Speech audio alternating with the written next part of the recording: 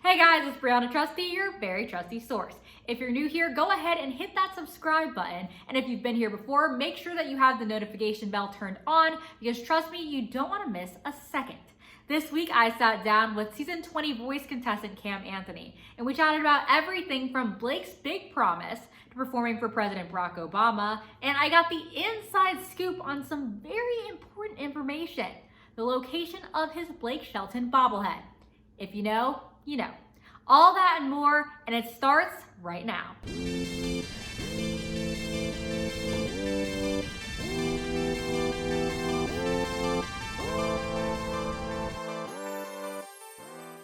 How are you? I'm great. How are you? I'm good. Thanks for agreeing to sit down and for a chat. Well, thank you for having me. I'm very excited to be here.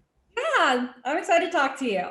So, first of all, congratulations on making it to The Voice. That's super exciting. Thank you so much. So, Cam, a couple days ago, you took to Instagram to kind of talk about getting onto The Voice, which is a win in and of itself. And so you talked about how those who've been following you for quite some time now know that it's been a long road. So, talk to me about your road to The Voice.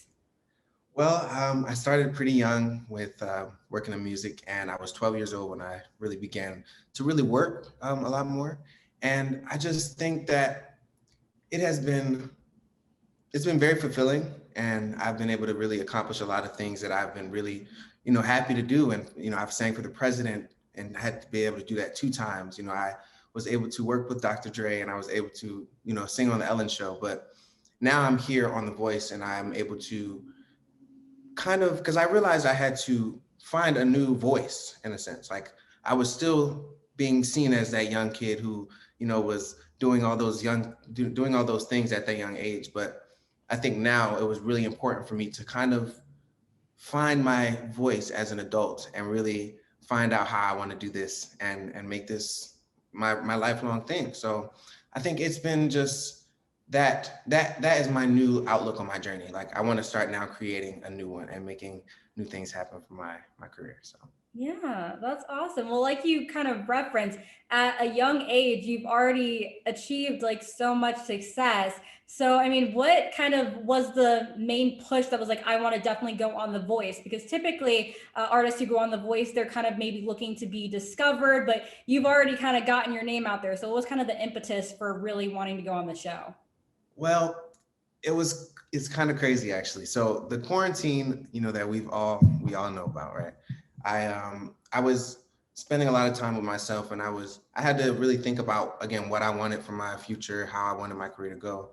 And I was, working with a label at the time, and I just felt that it was necessary to take a left turn. Like that's what it was in my mind. I needed to do something different that would shake things up. And I felt like The Voice would be just the perfect opportunity to make that happen. I mean, it's such a dope platform for people to just express themselves however they need to and really like embody their artistry and really figure it out too. It's like a training ground. So it was just such an amazing experience to even go through that. And I'm still continuing to evolve and grow through this process. And I think that's the main thing that I wanna push for it. Yeah, that's awesome. I mean, like already we've seen, and you've wowed America. You've wowed the coaches with your rendition of Sam Smith's "Lay Me Down." Got a three-chair turn, which is amazing. You had Blake, John, and Nick turn around, but I mean, it wasn't super quick into your audition that they turned around. So, were you kind of sweating it up there a little bit, waiting for people to turn?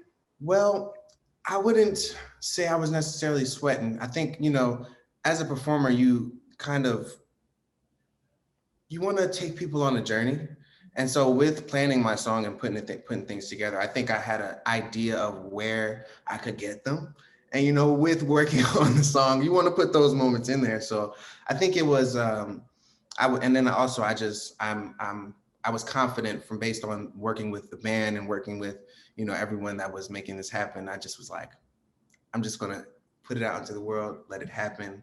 And it was amazing. It was just it came back. So you go. Came back, it happened, and you ended up on Team Blake. We now know that, at least for now. But in your audition clip beforehand, you said that you were really looking for John to turn around, and he did. But unfortunately, Nick blocked him. Yeah. But do you think if he hadn't gotten that block, do you think you would have gone with Team Legend? Honestly, I think about it all the time. I'm pretty sure I probably would have, but I think in those moments, like even before going on the stage, I was like, had a moment where I was like, what would I do for it? Like in the moment, like if I had to make a split decision. And I think it was just always based on my gut. So in that moment, I probably would have went with John, but either way, I think it was just the best outcome. So. For sure. And I mean, Blake had a great pitch. I mean, he said that he was going to kind of clear the path for you and clear a lane for you musically on his team. What did it mean to you to hear that from him? I mean, just the fact that he felt that confident in my abilities. I mean, it just gave me a lot of faith that, this will be a place that I'll be, welcomed and I'll be, trained basically. That's giving me time to really work on myself and figure out what I want to do. So I'm 100% grateful and I'm ready to make this happen. So how would you describe your lane then? Since he's cleared it for you, what is your style exactly, would you say? I think a lot of people would see me as just, an R&B soul artist. And I could typically say that that's where I stay, mainly. But I like to challenge myself and step outside of that. I feel like I found my thing, but now I feel like it's good to, express that in many different ways, whether it's through a country song or something like that. I think it really just lies within, your artistry. And, you don't control art. It kind of just happens. So we'll see what I make, we see what happens. Yeah. Well, being on Team Blake, it seems like you might find yourself surrounded by some country artists, but it'll be interesting to see what other genres Blake decides to go with, since your lane is now clear at this point. Right. Yeah. It's going to be really interesting. Make sure you Oh, exciting. Well, even though you didn't pick him, Nick Jonas also had some big, very kind words for you, saying that you had a finale voice.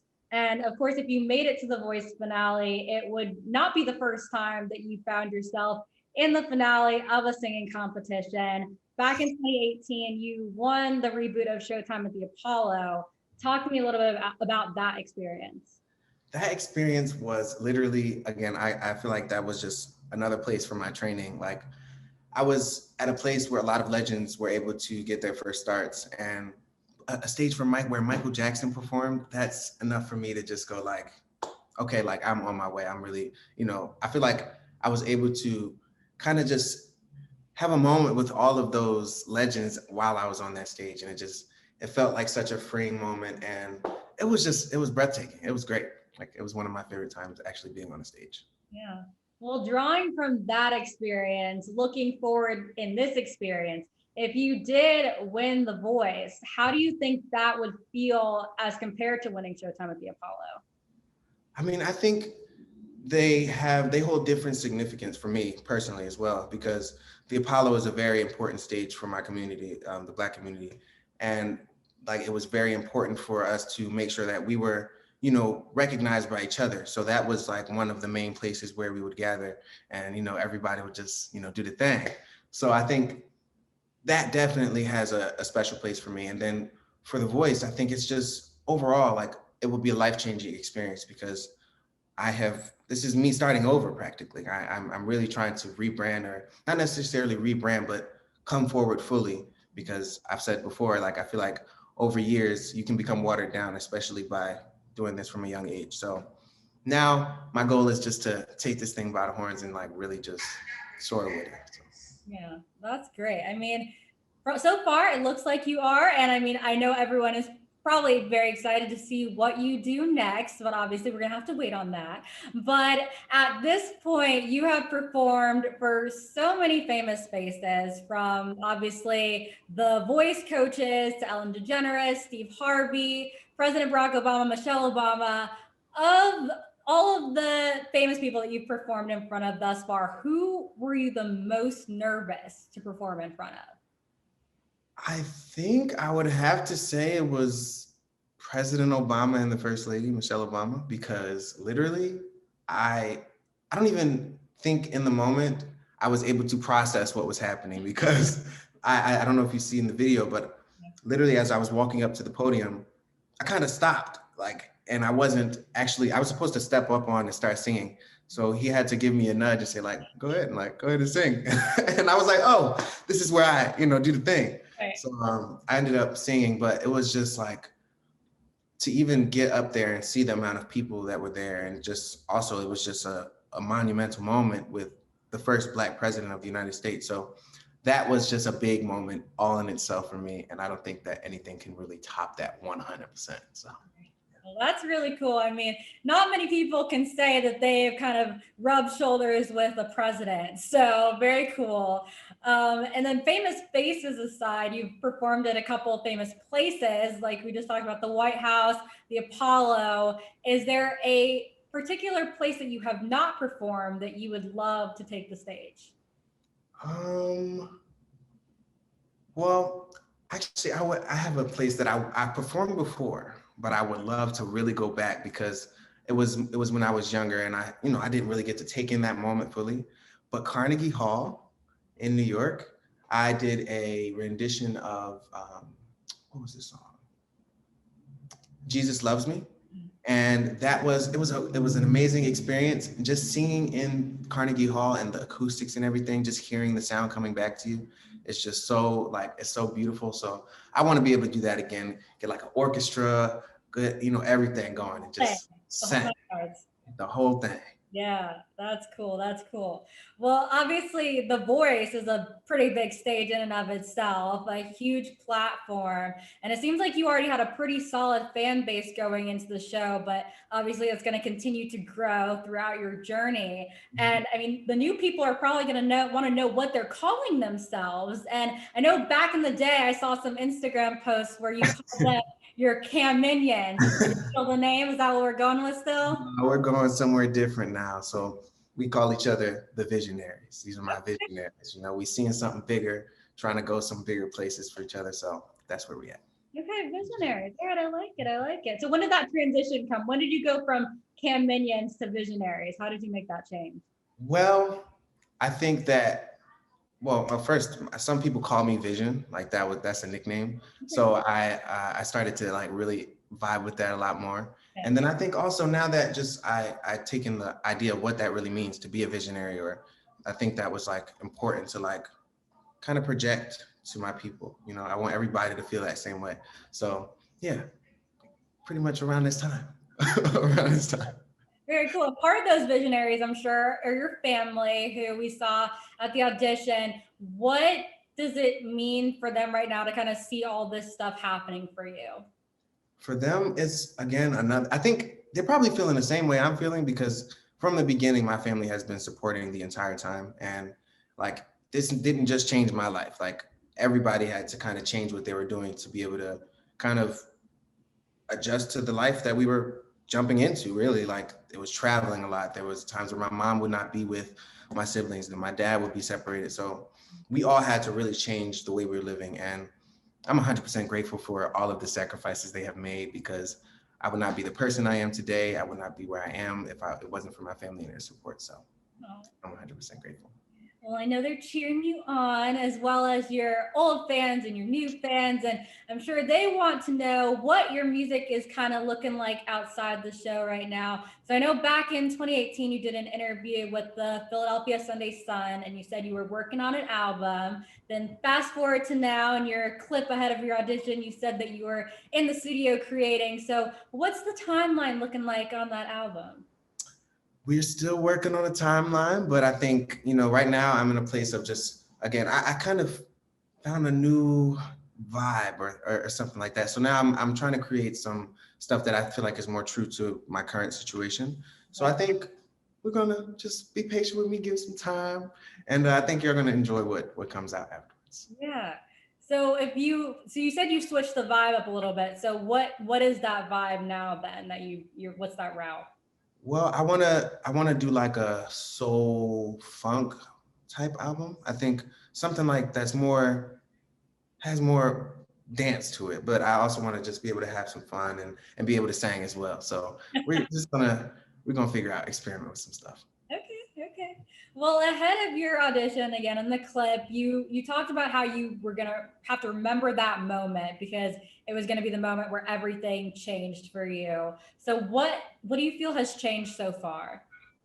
Well, so far, I mean, just the support has been outrageous. I mean, it's been amazing to just see that, the hard work that I've been putting off it's been paying off. So I think that's one of the main things. But just also like I feel like it's given me the opportunity to again explore what I want to see my artistry as, like how I want to portray that. And I think that this is just a great place to figure that out. So And then what changes do you want to see kind of down the line in terms of your career? What are you aspiring towards? hmm, I think I mean, I definitely want to see a couple Grammys happen soon. But aside from all of that, I just want to be able to put out some music that really changes people and that people can feel again, because I feel like we've lost, like sometimes we lose the soul from like, not even just actual soul music, but just the soul in artistry and in music. Like people don't really feel it the way we did before. So I think it's important to bring that back. I actually only have one more question for you, but it's probably the most important one. The people are going to want to know, where is your Blake bobblehead now? And I was just thinking about grabbing that for you. Well, it is sitting right here next to me, actually. Okay. Y'all ready for this? Yes. Here it is. Very nice. I Very literally nice. today they posted the video of me when I grabbed it. I tapped the back of it and I was like, but I mean, here it is. The homie just sitting right here with me. I get to see him every morning. So Very nice. That is awesome. Very, very cool. Well, again, congratulations on making it onto The Voice. I thank you. hope that you go very, very far. I can't wait to see the rest of your journey this season and even after The Voice. Thank you so much. I appreciate you having me. Oh, no, thank you so much. I enjoyed it.